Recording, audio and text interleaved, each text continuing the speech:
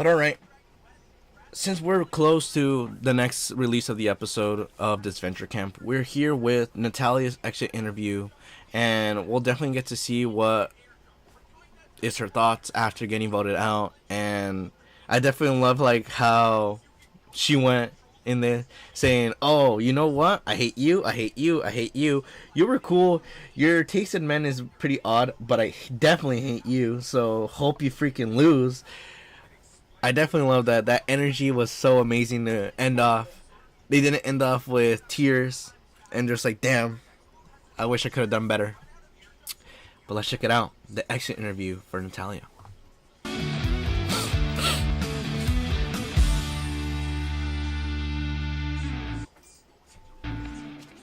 Alright, here we go. Welcome to another edition of Behind the Chaos, where we're spilling tea and dishing just desserts some may deserve. Here to kiki with me today is... Can I finish? Sorry. Sorry, just fangirling. I'd be lying if I said I wasn't a little flattered.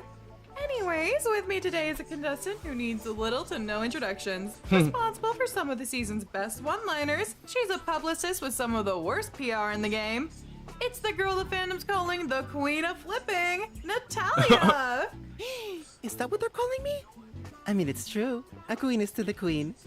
Despite your rather dramatic exit, you seem unbothered. Well, if I'm going out, then I'm going out with a bang. Yeah? I did what I had to do to survive, and I stand by my game. I'm only out because I didn't flip on Anastasia earlier. If I True. did, she'd be gone instead of me. A great place to start.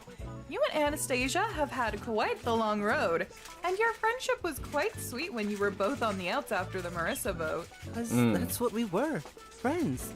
But then she got the idea that I wasn't all the way in with the Girls Alliance, and so if we stop being friends, that's on her. But But like the thing is here, the difference is that Natalia was more open. Anastasia wasn't, because she was still on the fence with Linda when Marissa got voted out. Like, she was like all that bad blood towards Linda, saying, "Oh, you're the reason why Marissa's gone." And it was plain and simple that it was there. Like when she was saying, "Oh yeah, I voted out Marissa," and she was just looking out for herself. That's how everyone plays this game. That they're basically looking out for themselves. As it gets more deeper into the game, where you're seeing it now with Hannah. She started off being so happy, so giddy, so friendship like with everyone, to the point where they started voting out people that she made alliances with and friendships that made her push away her feelings in the back. And now that we have Amelie back, she's starting to see the change, and she's no longer the same anymore. And the reason why is because she doesn't want to have her heart broken once again. So she's just going to go with this whole mentality of keep pushing forward no matter what. I can't make any more friendships. I can't stabilize those friendships anymore, because now my whole goal is to complete this. And Natalia, on the other hand, was more open to being everyone's ear, because she ended up listening to everyone. Logan, sometimes Linda, Isabel, all these other characters, even Anastasia, that it went to that point. And yeah, like it does suck that she got voted out, but it was more to the point of her just being the open ear, and also like seeing where she felt more capable of staying and stabilizing, because the Girls Alliance was not great, and we saw that as we were continuing the show. And seeing it now, where it's at, it's pretty much broken to the point where it's just Anastasia and Marissa versus everyone else. Because now that she has an ally that she can depend on, she's got nothing to worry. But also, there's also worries to be dealt, because we just don't know who's going to be the last one. Because there are some people that still have not shown their cards to everyone. Anastasia has, and also Spencer. But that's only them. They're the ones that have showcased their cards and how they're going to play this game. But in terms of everyone else, some of them are very hidden, and they're threats. So we'll definitely see what goes on as we keep on going with the show. She was right. You weren't all in on the Girls' Alliance. I'm feeling very attacked right now. Uh-huh. Look, Anastasia wasn't the first friend to stab me in the back, and she sure as shit won't be the last. True. But really, it was her going after Logan and Richard that got me. Two people who, again, weren't in your alliance. Okay, I get it. I had a soft spot for those boys. What do you want from me? Maybe it's because I got a little brother myself, but I clocked Logan immediately and wanted to help him find his way as he navigated his identity. And protect him from all the boys out there who hurt him. True. You know, the ones with glasses and British accents who can be trusted. Ha! I'm getting a Mr. Harry feeling Potter. your tone is quite pointed right now. As it is. To be fair, you and Logan's friendship was honestly very sweet to watch develop. It felt natural, you know? Not just the identity stuff, but Logan is just such a ball of sunshine to be around. Aw. He believes the best in others. Yeah. Maybe too much at times, but I Yeah. remember when I saw the world through that lens.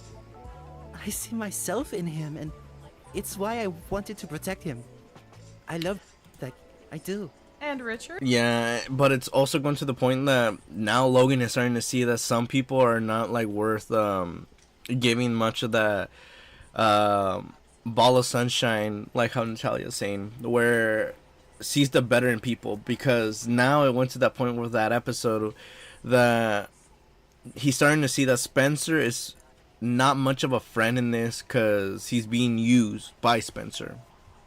And he didn't want to say it because he knows that it was true during that episode that we just checked out. And yeah, we're definitely seeing anger towards him.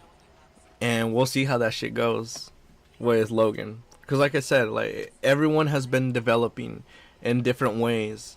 The losers have been developing to become stronger, more agile. And the ones that have been in this game have been changing to the point of how they see relationships and alliances in this game. It's interesting. Let me be real for a second. Older queer people are the OGs. They're so spiritually and historically tied to trans women of color like myself. They understand the hardship queer people have been through on a deep level. And they most recognize and understand the roads that people who look like me paved in the past. Shout out to Marsha P. Johnson and Sylvia Rivera. Rips those icons, but I love them both. You do realize Richard had it out for you, right? He But said he understood, not forgave, and that's Yeah. fine. He came around eventually, and there's See? no hard feelings. He said he respects me, and I believe it, and I respect him the same. Even if you eliminated him? It's That's still just a game. so it was gonna happen eventually. The man's a complete beast. I couldn't have beat him, but I'd be lying if I said I didn't feel a little bad. yeah, Doesn't see? matter, cause I know that when I see him at the motel, we're gonna hug, laugh about everything, and that'll be that. Speaking of the motel, who are you looking forward to seeing besides Richard? Or shoddy tabloids? Alessio, in a heartbeat. Somehow, I'm not shocked. Despite being the most random pairing during the comeback, you two hit it off immediately. Surprising given 'Cause you of his were on the same drive. team before. Yeah, but we never talked. He wasn't social until Logan broke through to him, and then he was eliminated. Yeah. During the comeback, finally cracked open. It was this instant connection, and I've always had this belief that meeting people and having that type of unexplained connection means they're your soulmate. So Rose found her Jack? More like this Lisa Frank mixed media queen found her Italian Renaissance man. Oh. And even if he lost sight, he knows who he is too. Okay, so I did not see that. So it was more of a connection that was gonna be a more of a romantic aspect. I did not expect that, cause they more seemed like they were gonna become good friends because Logan obviously opened Alessio up to the point where he really wanted to be in this game now. And from that small little short that I checked out, yeah, like they felt like they were actually being like good friends, but it was more of a romantic aspect. Oh, see the stuff that I learned. I'm happy I got to remind him. Seems like you wanted you two to be more than friends if you're calling him your soulmate. Soulmates don't gotta be romantic. Oh, never mind. He is pretty on the eyes. Anyone can see that. And that's without talking about his tattoos. It's the fence. The mustache. The accent. The ship of thought is sinking here. Sorry. KDHD. You know how it is, Emily. I'll admit your moment talking about your tattoos was straight out of an early 2010s rom-com. Along with the being cut at the editing room floor and being left to be released as a deleted scene. Girl, you are being so fucking for real right now. That beautiful moment was made into a DVD extra. Please, you think we can afford DVDs? On the bright side, at least people will still watch it. Yeah. Fine, whatever. What matters is we lived it, okay? And how haven't you asked me about Issa yet? So, about Isabel. Hermana! I love that bitch. Wait, shit. Can I call her Nana bitch? Can I call her Nana bitch? But it's true. The moment that we met, we hit it off, which is not anything I expected to happen with a nun. Was it the cocaine underneath the bleachers story? Oh, well, not a complete no, but it did show me that there was more to Isabel than meets the eye, and I've been proven right. You'll be happy. Yeah. Something to look forward is the hiddenness that she has.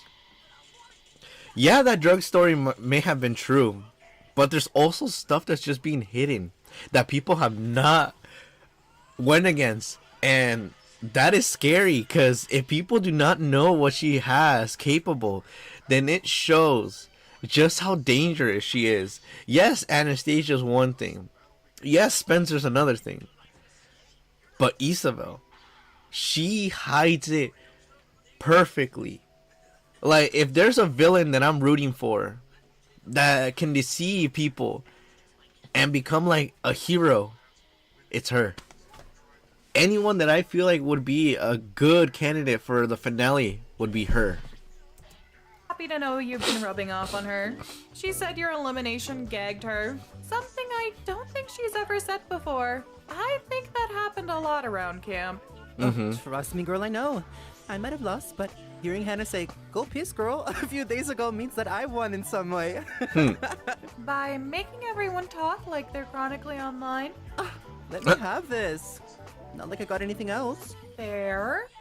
Let me ask you, who are 3 people you think have what it takes to win? Logan, because I'm biased. Isabel, because I'm Yeah. biased. And Hannah. Hannah, really? That's what I'm She saying. might have betrayed me, but I see the drive in that girl's eyes. Yeah. I don't think she gets enough credit for playing as well as she has, despite never having watched the show.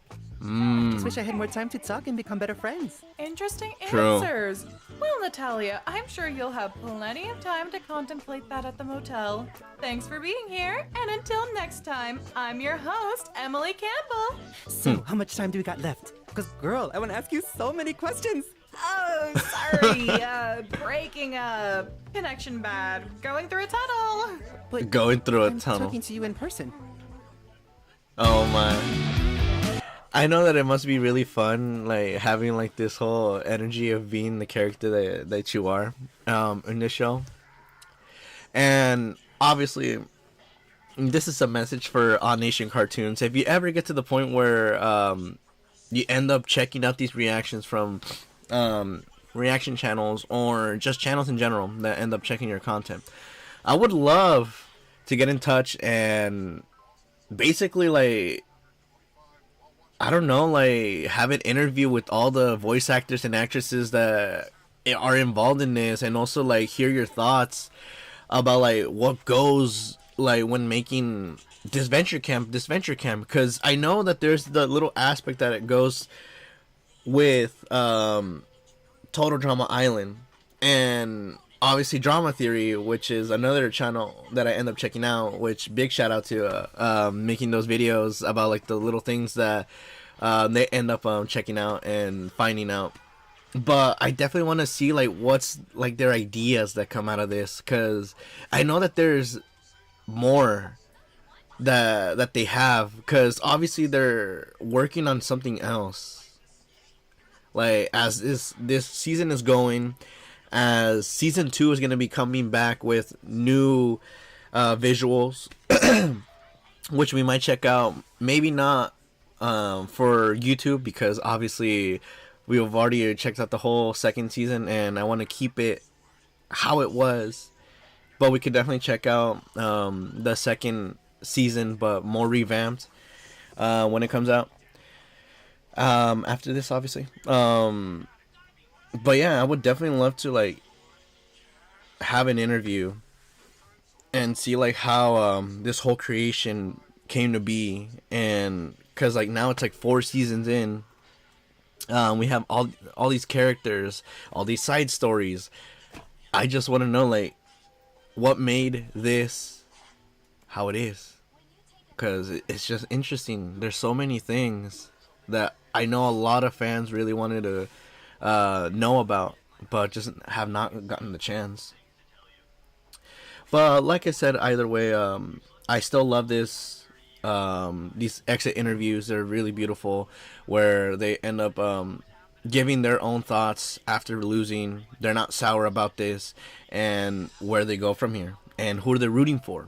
And that's what I love, because obviously once I end up finishing these episodes, I end up giving my little thoughts of, oh yeah, now that I'm seeing from this episode, this is what I'm gathering, that this person has the capability of winning, or this person has the capability of losing because of this, because of that. There's so many things that just go on with this, and I definitely love this. And I love that it keeps going. It doesn't stop. The support is there. Everything's just amazing about this show. And I know a bunch of other shows that other people have been doing is also growing. I love it. Love to see it. And the other one that I'm definitely rooting for is Reality Resort, because obviously they're having their own projects as well and what they want to go for, and it also has some of the voice actors and actresses that are also from Disventure camp, so that's pretty interesting.